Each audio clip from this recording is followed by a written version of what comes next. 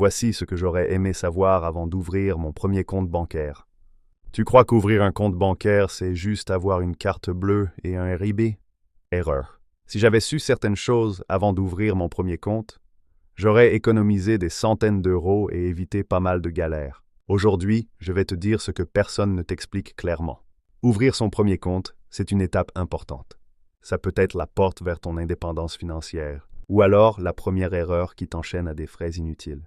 Moi, je me suis lancé naïvement. J'ai dit oui à tout. Je n'ai pas posé de questions. Et résultat, je me suis retrouvé à payer des frais que je ne comprenais même pas. Alors, si toi, tu es sur le point d'ouvrir ton premier compte bancaire, ou si tu en as déjà un, écoute bien, parce que je vais te partager les bases que j'aurais aimé connaître plus tôt. Le choix de la banquelle. Première leçon, toutes les banques ne se valent pas. Les banques traditionnelles, tu as une agence, un conseiller, mais aussi des frais parfois lourds et pas toujours justifiés. Les banques en ligne ou néobanques, elles sont souvent moins chères, plus pratiques, mais il n'y a pas toujours d'accompagnement humain. Conseil, compare toujours avant de signer. Ne te laisse pas séduire par les cadeaux d'ouverture de compte, ce sont des appâts. Tu veux un signe que c'est une bonne banque? Regarde si elle explique ses frais de façon simple. Si c'est compliqué, c'est probablement fait exprès. Les frais cachés. Deuxième leçon, les frais. Quand tu signes, on te dit que c'est gratuit. Frais de tenue de compte, frais de carte bancaire, frais de découvert. Frais si tu retires de l'argent dans une autre banque, frais à l'étranger. Conseil. Pose toujours la question. Combien ça me coûte par an, tout compris? La banque gagne souvent plus avec tes erreurs, découvert, retard, qu'avec tes réussites. Alors joue malin. Le découvert, piège invisible. Quand tu ouvres ton compte, on te propose presque toujours un découvert autorisé. Ça paraît cool, comme si la banque te dépannait. En réalité, c'est une dette déguisée, avec des taux d'intérêt énormes. Si j'avais su, je n'aurais jamais accepté de découvert autorisé, parce que c'est une habitude. Tu commences par utiliser 50 euros, puis 200 euros. Et un jour, tu réalises que tu n'as jamais vraiment 0 euros. Tu as toujours 200 euros. Relance.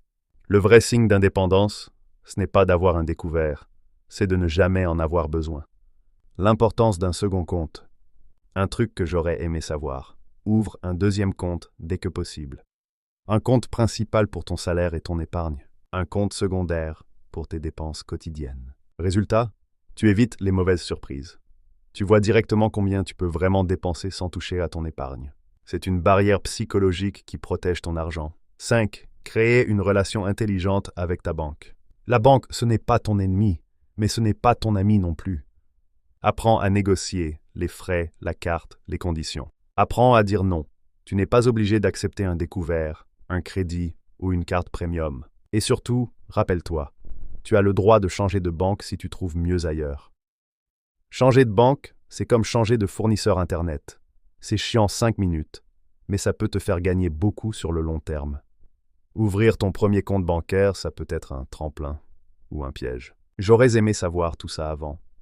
Les frais cachés, le découvert, l'importance d'un deuxième compte, et surtout, la nécessité de lire mes relevés. Alors, si tu es sur le point d'ouvrir ton premier compte, retiens bien une chose. Ne laisse pas ta banque décider pour toi. Apprends à poser des questions, à comparer et à reprendre le contrôle. Si tu veux d'autres vidéos d'éducation financière simple, abonne-toi. Parce que comprendre l'argent, ça ne commence pas quand tu as des milliers d'euros, mais dès ton premier compte.